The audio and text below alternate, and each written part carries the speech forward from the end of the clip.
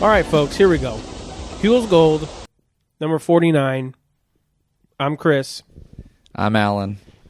And this week, oh man, Huell has done it again. Whoops. Whoops, he did it again. Whoops, he did it again.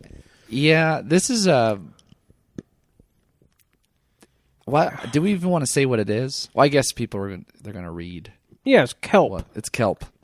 Yeah. Because I was thinking, did you notice that he held off? He has sort of an interesting introduction here where he's floating, which, by the way, not saying anything, but I'm surprised he floats. Homeboy is thick. He's the thick boy. Yeah. And I mean, a lot of muscle there. Mm-hmm. So wouldn't well, you think notice, he'd float. Yeah, you notice in the cold open, we got Huell floating in the Pacific Ocean, one of his favorite pastimes, he says. Not baseball for old There's Huell. nothing he enjoys more than 55-degree ocean water, floating in 55-degree ocean water. But he's not just in the ocean. He's in the forest, too. What? He's double dipping. He called it a 2-for-1 deal, right? Yeah. The BOGO? But as he's floating, you could tell his butt is just starting to sink, so he has to start treading the water a little bit. See, because it's that funny thing where you can float if you suck in a lot of air, right, to your diaphragm, mm-hmm. and you get big. At least that's me, because I'm bottom heavy from playing soccer. So I try to do the backstroke. Backstroke's not happening at all. You've thought way more about this than I I'm so have. devastated because people could just push off and kind of talk and do a backstroke, and I had to. Well, speaking of pushing off, that's how Huell kind of ends his intro. That lifeguard stroke that he had? Yeah, dude. What did you think of that? He obviously has had like real deal swimming lessons because he had like the exact technique, that Michael Phelps technique down. I was gonna say a mean joke about Huell. I was gonna say, well, he's more like the Ryan Lochte of. Oh no! But that's bad and not true. Didn't we have someone from here? Larson Jensen? Got me, dude. Let's go with that. I don't know. I don't know if that's even true. All I know is that Varner kid. Jake, the wrestler? Yeah. That's pretty cool, though. Yeah. Well, there's that basketball player who went a little buck wild up in Seattle. That's true. Well, his Robert Swift? Yeah. With the dreads? Yeah. If you haven't looked this guy up. Yeah, I went to high school with him. Well, he was 2 years older than me. But I technically did too, because remember he transferred to my high school because it had the better basketball team. Yeah, and everyone knows. What was the joke? Shaq made his money in high school? Not really. But yeah, the kid transferred around a lot. Yeah. And then he bought a Hummer. And then he got cornrows and... Went off the rails. Huell's definitely not off the rails on this one because he keeps it real tight with what I call the AOR theme. And... What? I don't know. Do you know what that term means? AOR? AOR. No. It's a kind of colloquialism among record and music fans. It stands for album-oriented rock. What makes it? It means that it's not written to be like pop hits. Mm-hmm. It's meant to be part of a larger piece of a whole record, like a whole album. Thing is, it kind of turned into just a specific kind of sound almost. Not so much just not a radio pop hit. And it's kind of along the lines of this. In fact, I was up in my record room earlier, like listening to some of my weirdo records like this. Yeah. I mean, they all pale in comparison to this bad boy. It's AOR. AOR. Album-oriented rock. Yeah. So or record, depending on... Oh, record? Okay. Whichever... Urban planning, they have transit-oriented design, or development, sorry, TOD. TODs. Yeah, this is an hour AOR. Either way, I just can't get over it. And I looked ahead. I think we have it like 7 more times before it's retired. And, well, how many times do we have it on our show? It's going to be indefinitely. The perma theme, right? It's going to be our permanent outro theme from here on out because I can't let it go. And it's grown on you, right? Yeah, I like it. Mm-hmm. Either way, we need to get into this because Huell is about to drown out there in the ocean if we don't get to this episode. Huell, where are we swimming to? Yeah. Our adventure begins in one of the most beautiful places in our state, Monterey Bay. The Monterey Bay National Marine Sanctuary, to be exact. Now, we were the guest of sanctuary manager Terry Jackson, who, along with his co-worker Mark Pickett, took us out into the bay for a look at a remarkable forest. Now, we were lucky because the sunlight was just right, so we could see deep down into the sanctuary's clear waters. We got a perfect view. And in case you're wondering what's up, we're looking at kelp, and we're visiting one of the largest and most beautiful kelp forests in the world. Whoa. Monterey Bay. He's splashing all over the place after that intro on this boat. And oh, that wasn't a shot from behind Huell swimming? No. All of a sudden, he's like a cartoon where he just turns into a boat on the back end and goes like a transformer. No. Oh man. First and foremost, kelp, seaweed, all the above. This aquatic algae plant thing. What are your experiences with it? With kelp? Yeah. Nothing. Zero? Nothing. Yeah. Like you've seen it. It's been around you, right? Yeah, but I don't have any specific memory. Okay. I'm sure there's I'm totally just leading up to something I wanted to say. What about you? So I won't mention who this is by name. But when I was a kid, I went to Avila Beach, which Central Coast between Pismo and Morro Bay. It's one of these places, like on the Central Coast, just like Huell mentions in the episode in a little while, that has a lot of kelp and some kelp cultivation. And so my friend and I think I was like 13, so that would have made him 12, because he's a year younger than me, swimming in the ocean. He's explained to me numerous times throughout this trip we were on that he's afraid of seaweed. Now, I thought, like, okay, yeah, it's slimy. I don't like touching it either. But a piece of kelp brushed his leg. Homeboy screamed so high, like bloody murder? Oh, man. It was so high-pitched. And, like, oh, man. I thought he was being attacked by a shark. And I just turn around and I see the color just drain out of his face. He's just like, seaweed. We were done. We couldn't swim anymore. He had to go out of the ocean. That's it. That's all my experience. And how old was this person? 12. Oh, 12. Okay. Yeah. I don't know how he feels about it now. We're still friends. I see him from time to time. Shoot him a message. Yeah. Maybe DM him. Hey, bro, how you feel about that? No. Well, if there's two people who really know a lot about, probably are not afraid of kelp, wouldn't you say it's old Terry Jackson and Mark Pickett? Mark Pickett. So, Huell is on the Monterey Bay in a boat floating around with Terry, who is the sanctuary manager for the Natural Marine Sanctuary of Monterey Bay. What do you think about this guy? He's a pretty serious guy. Maybe he's a bit nervous, though. It's kind of hard to tell. He has a nice mustache, though. Yeah, I said he looked like a retired cop. Yep. Or like a fire chief. Ooh, yeah. That's good. But they're just kind of giving an overview of what the kelp looks like kind of in its natural habitat of Monterey Bay.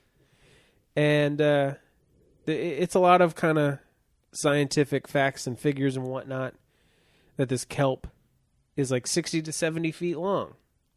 And all the stuff about the otters, which most of it was kind of like you get in a nature documentary. Right. But the one thing I didn't know that otters did is like wrap themselves up in the kelp so they don't float away. Oh, and they do it to float, right? No, that's not the case. They're naturally buoyant, as Terry says. The way Huell responds to that, too, He's like, oh, they wrap themselves up in there to float. And TJ comes back and says, he says, no, they're naturally buoyant. And Huell just gives him the, I gotcha. Like pretty serious. Yeah. Something you got to listen to get the effect. But Huell is like, I think he's more into this whole kelp deal than he even expected. You think so? I think sometimes he zones out, but overall, I think overall. I mean, to be fair, he kind of always seems like he might be zoning out, but then he'll come back with a meaningful comment. Maybe he was just thinking. Well, because he throws out that is amazing at 3 minutes, 56 seconds. Yep, and he calls it an honest-to-goodness kelp for us. So he's bringing all of the sayings. Because, I mean, when you think of kelp, I think of the kind of stuff that we're seeing in the show here where it's just these long stalks of flowy leaves and stuff. And then around like the 4.5 minute mark or whatever it is, we get to see like a rarer species, come to find out after we talk to Dr. Judy. Mm-hmm. She'll be coming later. But it's that giant bull kelp. Have you ever seen this stuff before? Nope. Okay. You have a very little. Whatever's on the beach and the crazy amount of flies that come off of that. Yeah. That's all I have experience with. Well, yeah, me too. But I've seen this bull kelp stuff before, and I remember it must have been that same trip because I think it was that same friend. Because once I saw how much he freaked out about the kelp, I was gonna throw it at him. Like, come on, Brought it home with you. We're 12 and 13 years old, and I just found one of my friend's biggest fears. I'm gonna throw some seaweed at him. But the bull kelp, it's like a long tube with a gas-filled bulb at the end of it with long flowing leaves on it, and they're, what would you say, those things look like they're like 6 feet long? They're palm branches. You can tell Mark because he's got the super deep voice, he like hooks one with whatever that hook mechanism he's got. This thing is so long, and I remember picking them up when they would go up off the beach and like swinging it to throw it at my friend. Mm-hmm. This stuff is no joke. Did you rep it? Like Huell did? He did some little bicep curls with it. He does about 10. It does a full set. I like that there's that point that he looks at the camera. This is real slimy. Oh, man. But this is all this kind of kelp. This is up in Monterey, as we said, but I saw it all the time in Pismo. That's what you're referring to, right? Yeah. Too, when you saw it there. And I think the bull kelp that they're talking about, which we learn later is an annual, so it just grows. It grows and dies in a year span. I would see that like having washed up on the beach a lot, and the flies, dude. So gnarly, yeah. There's this certain kind of fly that is attracted to this stuff and eats it, I'm assuming, that it just encompasses the whole beach. They don't really come around you necessarily, right? From what I remember. No, but they're just kind of annoying. It's almost like those brine flies up in Mono Lake, where they'll leave you alone, but it's just this constant hum, and it's like, ugh, it's kind of unnerving to just hear a million of something at once. If you're playing Frisbee on the beach with your bros, and you have your mouth open, you're going to eat one. You speaking from experience there?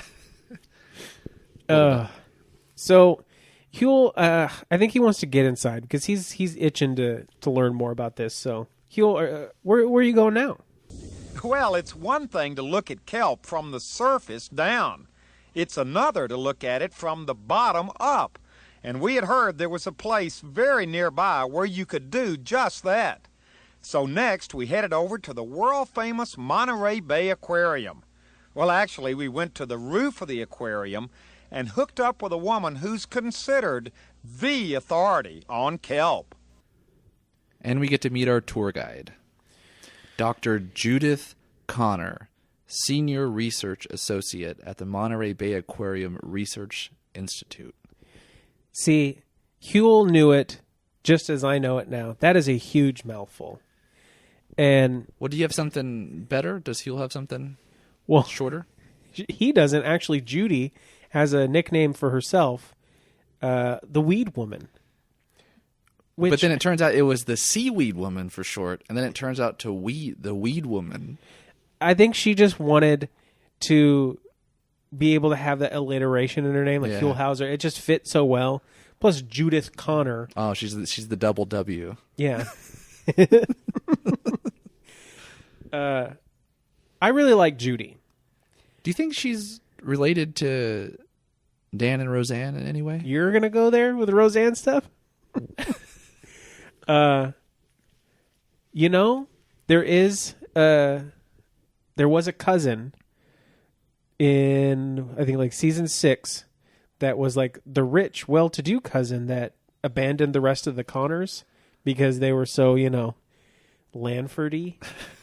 That I think if this show was a reality, Judith could be a part of that family. The Connors that got out of Lanford and were able to. Okay.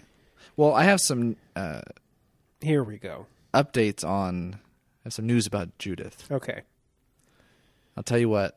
Good news. Okay. Still alive. Finally.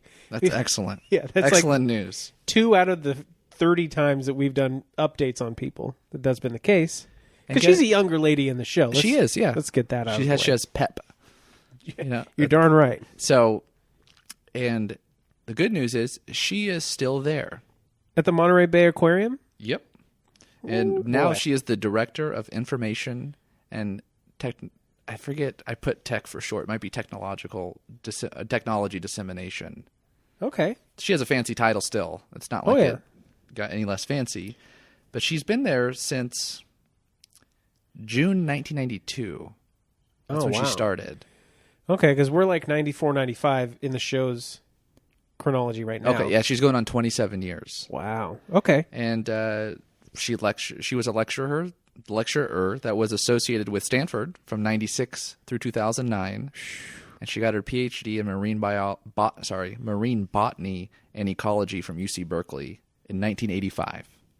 Okay, so even at this point in like 94, 95, she's almost 10 years post-PhD. Mm-hmm. Wow. Judy, no wonder you wanted to get out of Lanford. I understand. The one thing that is... okay, first off, have you been to the Monterey Bay Aquarium? So... here we go. Almost. Let me tell you. We had an Airbnb in Santa Cruz. You and Kathleen, right? Yeah. Yeah. No, us. Yeah. You and me. No, just kidding. We had an Airbnb in Santa Cruz, and one of the amenities, or whatever you want to call it, that came with the Airbnb was a pass to the Monterey Bay Aquarium. We planned on going. Kathleen got sick. So we came home. So we had the best of intentions to go. Yeah. Total whoopsies, didn't go. Yeah, you can't control that stuff, though. No, but I still want to go. Yeah. I've been twice in my life, once as a kid, once as an adult. The kid time was good. The adult time wasn't, just because, again, like I wasn't in the mood to be there. Mm-hmm. But it's since been like renovated. Oh, since even the last time I went. When I say adult, I was like 21, so legally an adult. But it's been it's been upgraded even since that day, and I'm curious to go. So we need to head up there. Yeah. Well, I think when we lived in Pleasanton, our friends up there, they take their kids to the aquarium pretty often. Makes sense. Because we were in Monterey on our honeymoon, Aaron and I, and walked right past it, and it was just one of those moments where we're like, I think we should go to this. Like, we're here, we're right here, and we just, you know what it was? It was already like 4 p.m. and it closed at 5 or something like that, and we're just like, nah, that's our excuse. Let's go eat ice cream, and that's what we did instead.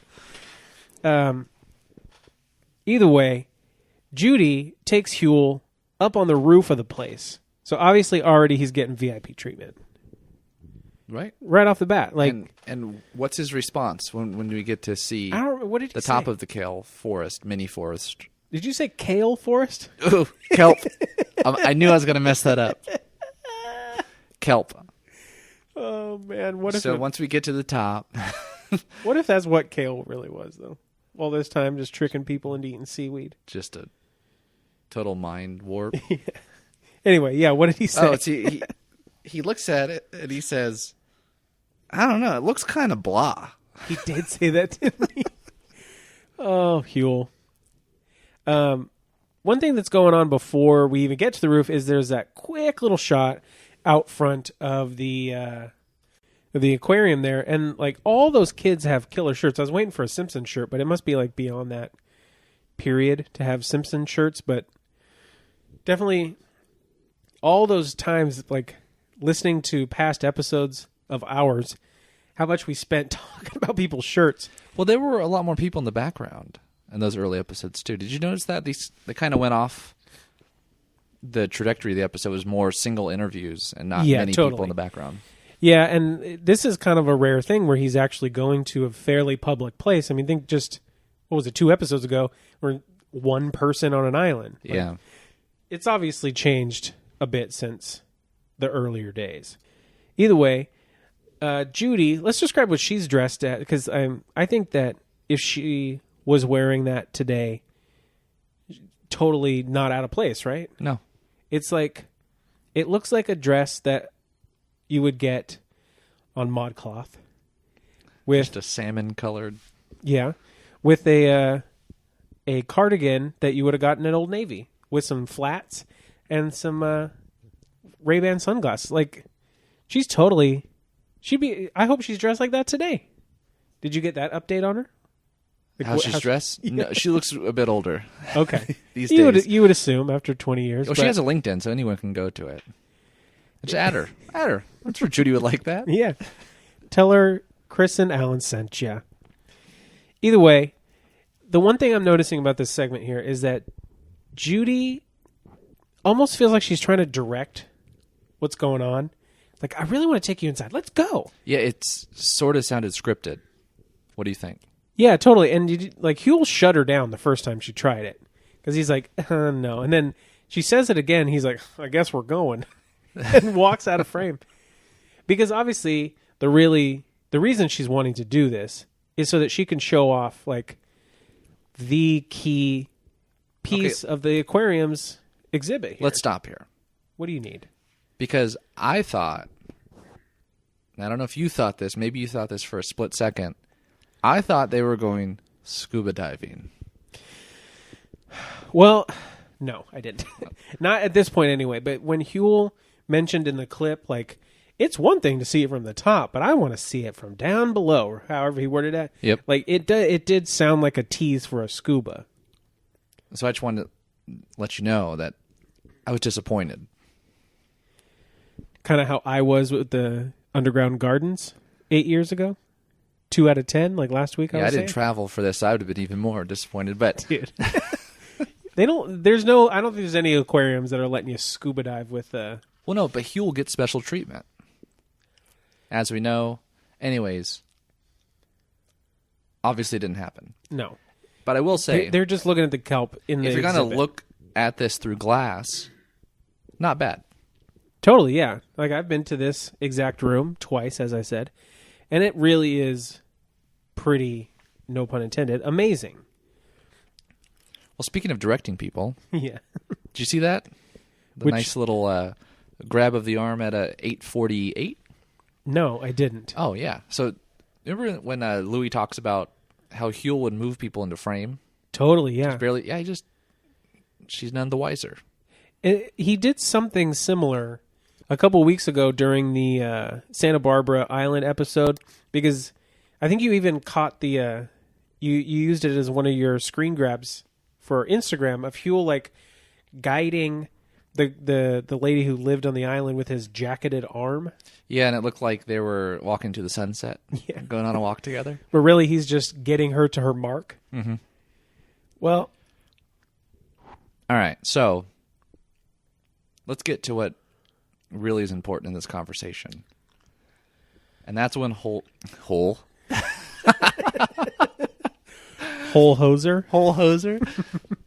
Huell is talking to Dr. Judy.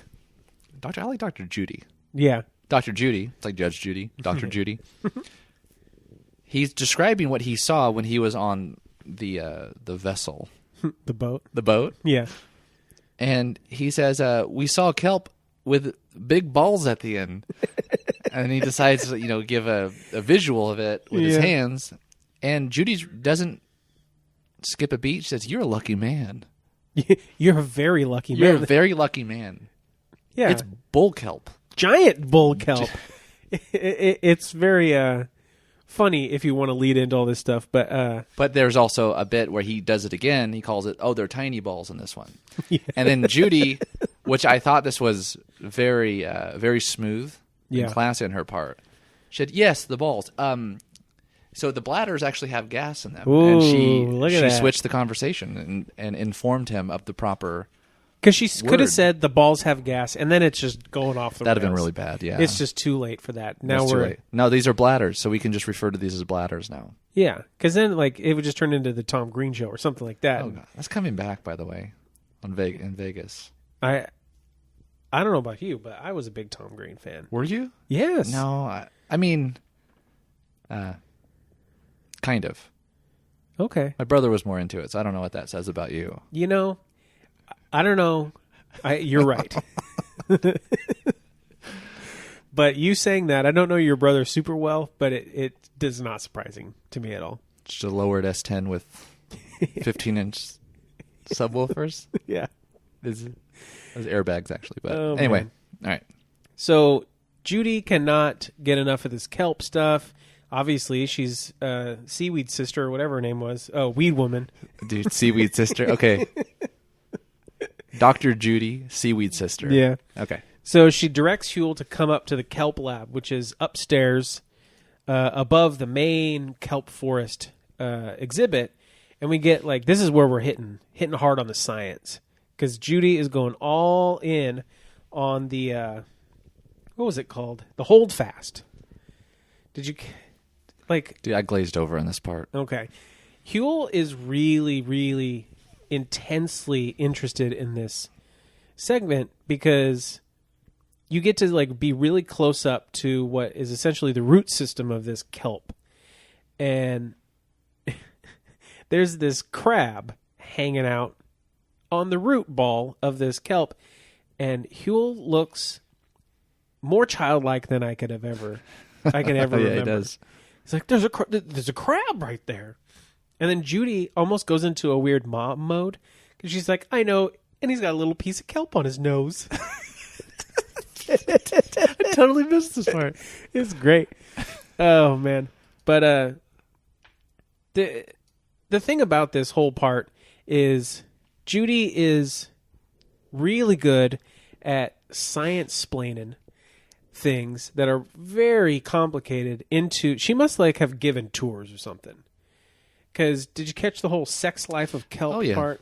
Yeah, it was a lot of the hand directions were really what made it clear. Yeah. I like the words that she used as well. Which? That kelp are a product of a union. Like they've gotten married. The little spores, the male and female spores. Oh, man. Because really, I mean, she's kind of just explaining how plants do breed. It just happens to happen. It just happens to occur underwater. Well, this is the part where I thought Huell was just staring. His head doesn't move at all. Well, but he totally got it because at the end he made some comments. I mean, maybe he's just not as interested in this kind of male and female kelp talk. But it is interesting to know that the little tiny spores, the almost microscopic things, do become these 100-foot-long plants. And that seems to be the real takeaway about this, that these giant kelp are not specific to California, but abundant enough here to really be indicative of it all. But we're just kind of starting to scratch the surface here because there's a whole industry based on this, and that brings economics into it. Let's do it. I don't know about you, Alan, but I love economics. I don't know about that. Yeah. Got to judge a person that actually likes it. You don't got to tell me twice. Anyway, Huell's heading south, so we need to get on down to San Diego. Huell, hit it, please. Now, a kelp forest is not only beautiful, not only a home for all kinds of plants and animals, it's also commercially extremely valuable. Kelp is a California crop. And of course, all crops have to be harvested. So next, we headed down the coast to San Diego and went out in the ocean about half a mile off Point Loma to spend a fascinating day aboard a kelp ship. All aboard the Kelstar. The thing that it's Kel, not Kelp Star. Yeah. And it's Kelco, not Kelpco. It feels like if Kelso from that 70s show had started a company of any kind, this is what it was like. Kelco with the Kelstar. But either way, it's not Kelso. It's Dale Clance. Oh, it's a C. Put a G there. I thought it was Glance. No, it's Glance. Oh, Glance. These are Clance. I hard G'd it. Like Tom Clance. Glance. Tom Glancy? Is that what you said? No, we're hanging out in San Diego right off of Point Loma, which this guy is a San Diego boy. you ain't joking. But before I get there, okay, I got some news about Dale. Dale is still with us. Oh, okay. Yep. Ooh. Got his BA in biology from UC San Diego. Of course. There it is. He was at Kelco until 2005. He was there from 1978 to 2005. 27 years. Did he retire, you think? No. He moved on. Oh. So he's no longer in San Diego. He's up in Port Townsend, Washington. Huh. Just north of Seattle, northwest of Seattle. And he's the principal for DI Biological Services, LLC. DI, huh? I looked it up. It's pretty obscure. The punk band? Yep. That's old Dale. Looked it up. It says he's principal. That typically means you're the owner. Yeah. Right? You make the decisions. Mm-hmm. It's a fancy way to say owner. So, I don't know. Maybe he started his own company. Or he's doing consulting. DI. It's probably like Dale and Ingrid or something. I don't know. Dale and Ingrid? I don't know. Well, that's cool. I mean, it seems like he really had a good gig here back in '94. I'm still stuck on DI. Yeah. Dale injection. Dale injection. Oh, right, man. but did you notice the hat? Of course, yeah. It made perfect sense. I mean, we're in San Diego. He's got the Padres hat on. He's through and through. Did you go to when they opened the Church's Chicken at the old McDonald's on Niles when Tony Gwynn came to town? Giving out biscuits for free? No. You didn't go to that? Oh, you know we went. I've ever heard about. You know we went. Oh, did you get his autograph or anything? No, not at all. Wow. Really? I think he's the only San Diego Padre I will ever know. I think that's right. Like every other baseball player could all go through the Padres. I'll just always associate. It's the same with what's his name? Jeff Bagwell. No. No. When you said that, I thought you were talking about Marcus Bagwell, old Buff Bagwell. No. What's his face? Cal Ripken. Like, he's who I associate with the Orioles. Yeah, I can see that. Either way, we need to talk about Dale because he is a baseball fan, but he's definitely not a baseball player. He's a ship captain and manager of Kelco, which is a company that harvests, processes kelp. And he is on the back end of this giant ship with Huell mowing down this kelp. It reminded me of, because we have a lot of agriculture around us. Mm-hmm. When they're cutting wheat. Well, that's what it's the same. It's the same. Yeah, it's like a wheat harvester that they slamied on the back of this boat, and then they just salami it through the ocean. Yeah, they just hump this boat backwards, chopping kelp off. And Dale's explaining that by law they can only cut 3 feet down, and which it grows 2 feet per day. So just backtrack. I know, right?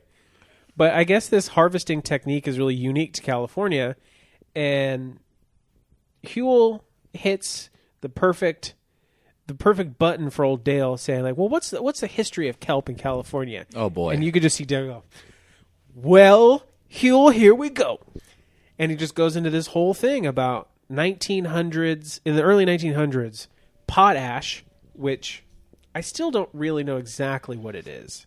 No idea. I know because of what Dale says, that it was used in fertilizer and explosives. Yeah. Well, we used to get that from Germany.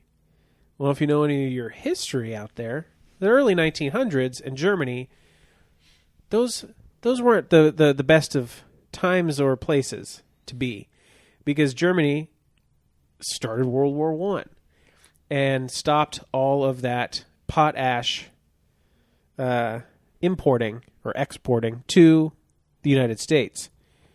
So within a few years, California blew up with over 1,500 harvesters of this kelp, because that's how you get potash, which I hear, Ash, are they burning this kelp? Like, I don't really know. I couldn't really figure it out. I didn't really look it up, though. Because it doesn't seem like that's exactly what they're harvesting this kelp for anymore, right? Well, no, because Dale was mentioning that this was sort of a cottage industry that sprung up overnight. And there was Do you know what the meaning of that term is exactly? Cottage industry? No. I imagine it's from, like, literally, like cottage industry. Like they would only produce a certain good or service. Okay. I thought maybe it had something to do with cottage cheese or something. No, I think it's... I think Jane Jacobs has a history of that. But anyways, I'll have to look it up.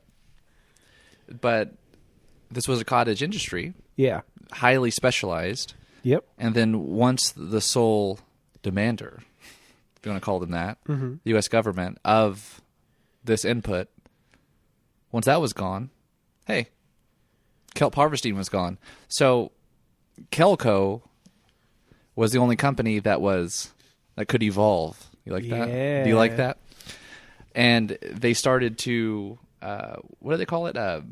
Algin? Yeah, they were extracting that algin from the kelp, which is just like part of the cell structure of the kelp. It's what makes it kind of like strong and flexible. Which even the application of what that is today is kind of fuzzy, at least from Dale's conversation, because he says it's a stabilizer and emulsifier for hundreds of products.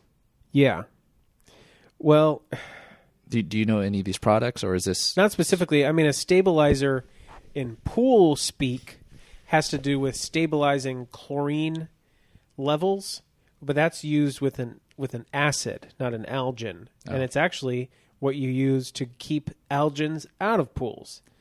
But he also mentions that 20 to 30, which it could be exaggerating this, but 20 to 30 products per day is what the average person would run into. Run into this material. Well, and then what do you think? It's hairspray? Like LA looks? Yeah. I bet it's more along the lines of hair gel. Oh. Because the one product that he does throw out there, that he says this so matter-of-factly, like we should know this already. Like, oh, well, most people, when they think of kelp, they think of ice cream. And as soon as I was like, what? What are you talking about, Dale? And maybe other people do. Yeah.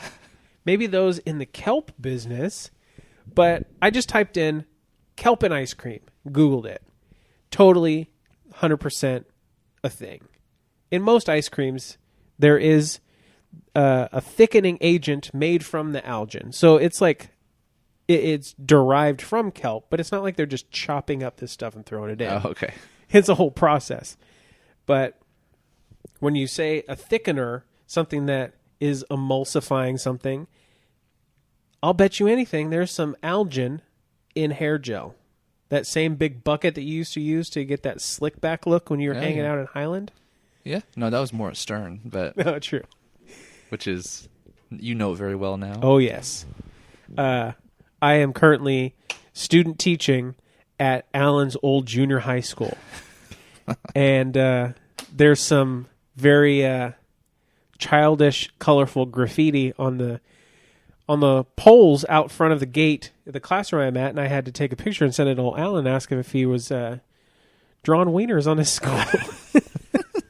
It's so I am not goofy. an artist, so no. Yeah, goofy, childish stuff. But either way, there was another fact that Dale threw out there. He's saying that back in the days before they were like really harvesting this stuff real heavy, that first they would just get it up off the beach. Okay. Then they got the boats with these fools with hooks. Just hooking this stuff. Sounds like a horrible job. Yeah, but they were getting 50 tons a day, is what he says. Now, with that wheat harvester thrown on the back, 600 tons. 600 tons of kelp per day. So this is the lesson of investment in capital. Yeah. To make people more productive. It's also a lesson in how much ice cream America eats, apparently, because there's a lot going into this. Either way, the one thing that Huell throws out there that was, you don't really notice it until he points it out, is that this boat goes backwards. And that's what he said prompted this whole big kelp story. Was that he was on the Central Coast, which I'm assuming it was probably the San Luis Obispo Trains episode. He was just sitting on the beach with Louis drinking margaritas. Mm-hmm. And think he was doing that? Huell, not Louis. We don't know. Well, if we have Louis on, maybe we can ask him. Man, Louis, I thought they would listening, be getting fish and chips at Morro Bay. I've never. Huell only goes to Morro Bay the one time in the early episodes when he goes to the Rock. But he talks about going to the Central Coast a lot. I wonder where exactly he was going. Yeah. I don't know. Oh, anyone out there, please let us know any of these Huell details, because I forgot to tell you, I haven't even told you this. There was a guy, I don't remember who his name, but he commented on Twitter, I believe. And he was saying that he met Huell somewhere or other. In fact, let me just look this tweet up. Hold on. This is amazing. Okay, so it was from Keith Johnson, at Keith_Johnson on Twitter. He said, in response to a retweet I did, "Yep, used to see him around Larchmont Boulevard all the time when he lived nearby. Met him back when he worked for the KCBS news team, and I'd run into him at the 1 hour photo lab on Larchmont, and he took a look over my news photos for story ideas."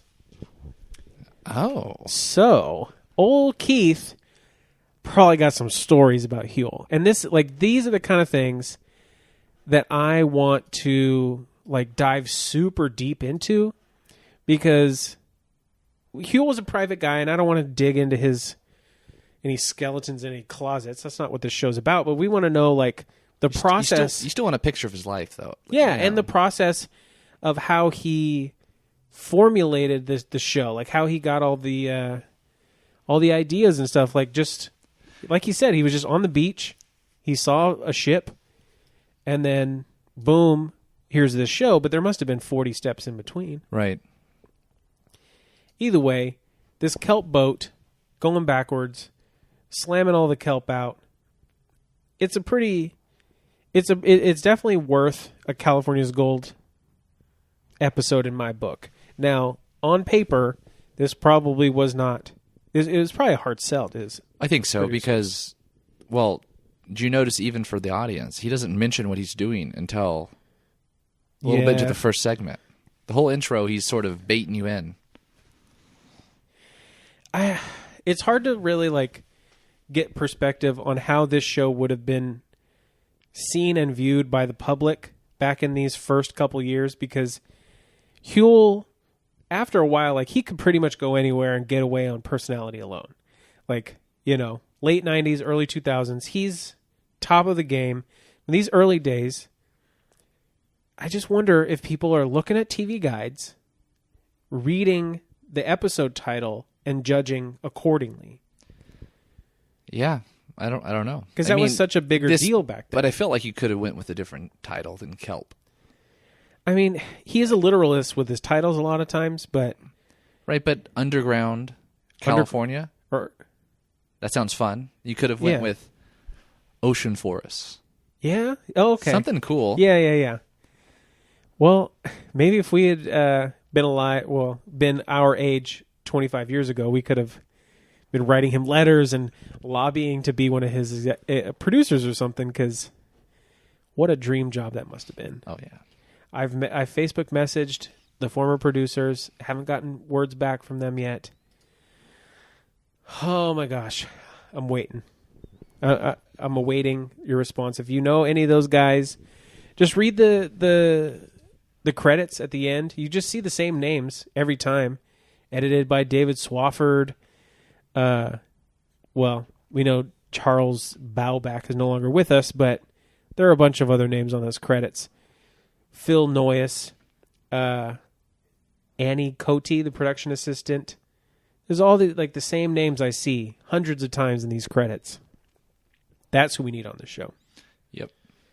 Louis, he's got the stories. Maybe he can connect us. He's actually more accessible than the bigger anyone, celebrity. Yeah. I mean, I have his book on my desk right now. So, you got anything else on this one? It kind of just ends almost pretty abruptly. It does. There's no outro. Not at all. I called it a hard close. With a montage. So, nothing. No. Not really. I would say this. At the end, a lot better, looking back from what I thought from before the episode started toward the end, a lot better than I expected. Yeah. Because, like we were talking about, when I see kelp, I see no fun. Flies. And flies, yeah. Well, actually, the end is just a lot of shots of kelp over the credits, and there's classical music playing, and it actually popped up on old Shazam. It's by Peter Cater, Kater. The song was called Rebirth. There you go. So I'm not going to play that one because it's obviously probably copyrighted. And it's not as cool as our outro. No, because we're gonna hit you with our outro, which was our intro this week. And just get ready, folks. This is the same one that we're going to be doing forever. But where we going next week? Where are we going next week? You need me to do it this week? All right. Let's hear it. Well, Huell is going on stage. Where? Dude, well, we start off in one of the biggest stages in California, Hollywood Bowl. But that's just a quick preview. Because then he's heading over to San Diego to see the Spreckles organ. Okay. The largest outdoor organ. Don't worry. It's much more goofy and interesting than you could imagine. And we're also going to Laguna Beach to visit the Pageant of the Masters, which is super artsy-fartsy. Like, you wait. Okay. Because we're going to get to see some tableau vivant. Well, I'm looking forward to it. You should have seen it. There was a literal peaking of interest right now, just like Huell was always asking. If this piques your interest, as Huell would always say. Kelp, that's about it. Oh, my gosh. Well, on that note, come along with us next week and every week as we continue our search for Huell's Gold.